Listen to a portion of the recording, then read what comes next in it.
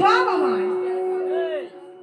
একবারের জন্য কি আমরা কোনোদিন কেউ গিয়ে একবার ভেবে দেখেছি, গৌরহরির কাছে জিজ্ঞেস করেছি যে হে গৌরহরি, সব তো আমার আমার করি, কিন্তু প্রভু আমি কার? এইগুলো কিন্তু আমরা কেউ কোনোদিন ভেবে দেখি না। একদিন আমরা ছিলাম কোথায় না, একদিন আমরা ছিলাম মাতৃ জঠরে হেড মুন্ডে ঊর্ধ্বপদে। সেদিন আমরা কত কৃমি কত কীটের জ্বালা সহ্য করতে না পেরে সেদিন চিৎকার করে ভগবানকে ডেকে বলেছিলাম, দয়াময় দয়াময়, আর পারছি না, আর পারছি না এই কৃমি কীটের জ্বালা সহ্য করতে। এবার তুমি আমাদের ধরাধামে পাঠিয়ে দাও।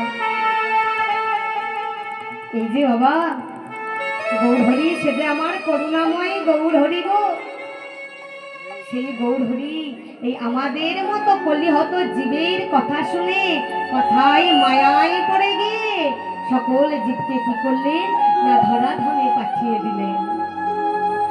কিন্তু আমরা সেদিন গৌরহরিকে বলেছিলাম, হে গৌরহরি, এই যে তুমি আমাদের শুধু ধরাধামে পাঠিয়ে দাও, তোমাকে কথা দিচ্ছি, এই যে তুমি দুটো সুন্দর কর দিয়েছো, এই হাত দিয়ে কেবল তোমার সেবা করব, তোমার পূজা করব।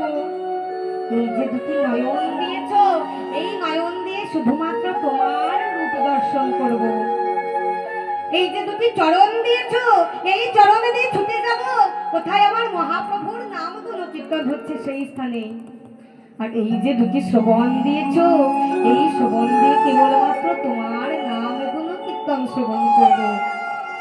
কিন্তু হলো কি না, গৌরহরি আমাদের মতো মূঢ় কলিহত জীবের কথায় মায়ায় পড়ে গিয়ে আমাদের এই জগতে পাঠিয়ে দিলেন।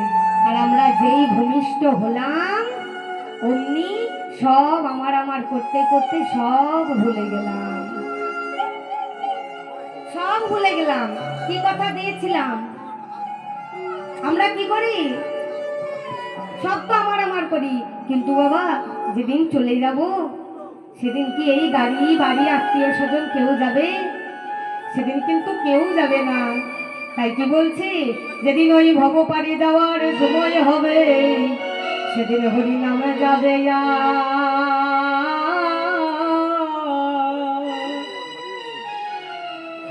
সেদিন প্রাণ যাবে, সেদিন আমি